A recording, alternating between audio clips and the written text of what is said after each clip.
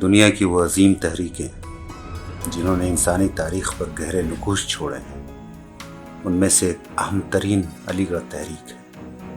اس تحریک کے سالار اور روح رواں اگرچہ سر سید احمد خان تھے، جن کی بے مثال شخصیت سے ہی اس تحریک کا چشمہ پھوٹا تھا، لیکن اس تحریک کو آگے بڑھانے اور اس کو کامیابی و کامرانی کی منزل تک لے جانے میں سر سید کے رفقا کا بھی کچھ کم ہاتھ نہیں ہے۔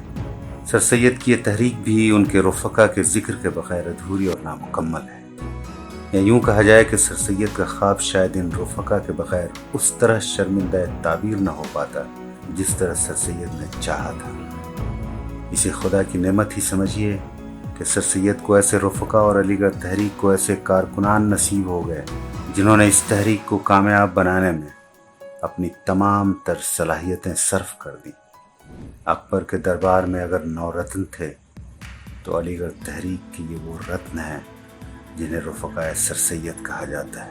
وکٹوریہ گیٹ کا یہ فرنٹ انر پارٹ جو ہے، اس پہ 2 لائنیں جو بظاہر لوگ یہ سمجھتے ہیں کہ یہ عربک آیات ہیں، لیکن اس میں کہیں کہیں تو کچھ چیزیں مینشن کی گئی ہیں، لیکن عام طور سے سر سید کے تمام رفقا، ان کے دوستوں کا نام یہاں پر محفوظ کیا گیا ہے۔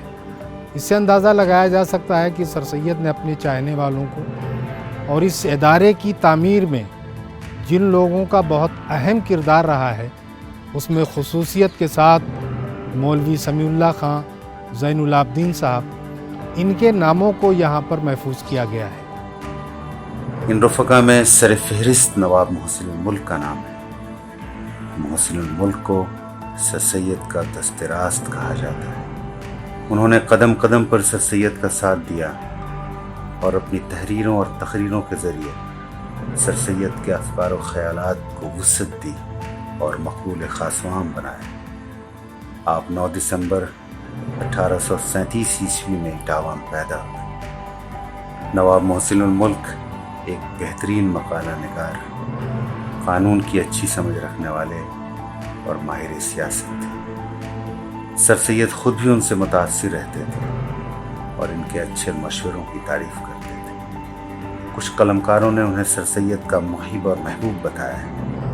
وہ سر سید کے انتقال کے بعد ایم کالج کے سیکریٹری مقرر ہوئے۔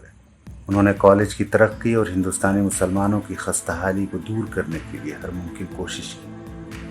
سن 1907 میں ان کا انتقال ہوا اور علی گڑھ مسلم یونیورسٹی کی جامع مسجد میں سر سید کے پہلو میں انہیں سپرد خاک کیا گیا۔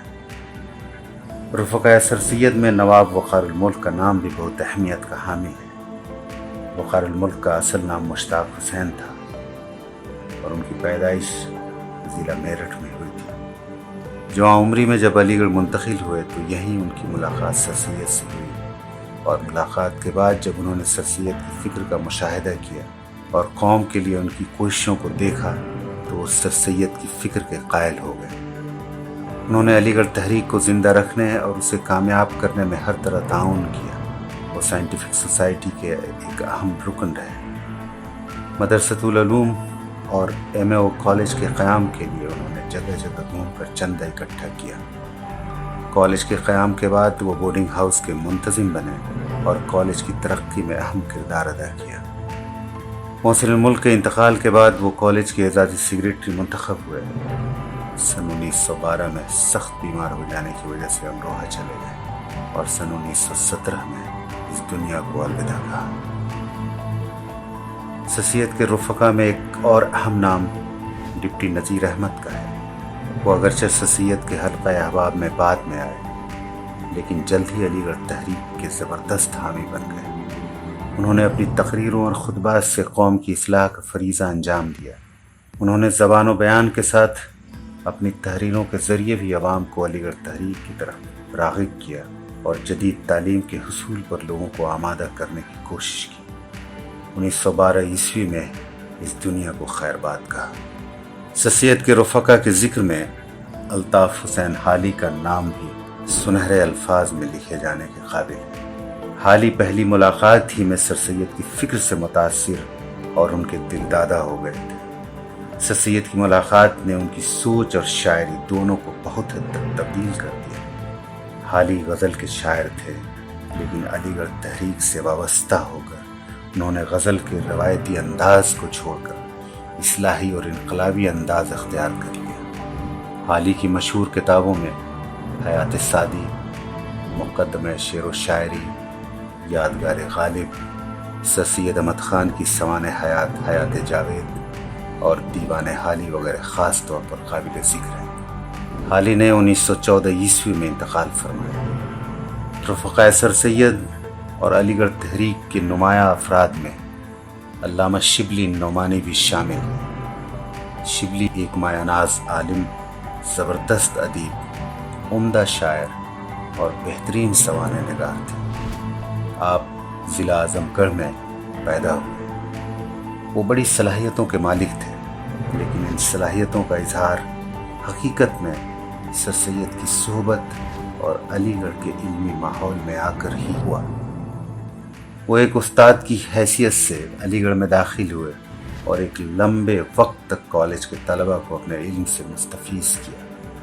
ان کی عمر سر سید سے تقریباً 40 سال کم تھی، لیکن اس کے باوجود بھی دونوں ایک دوسرے کے قدردان تھے۔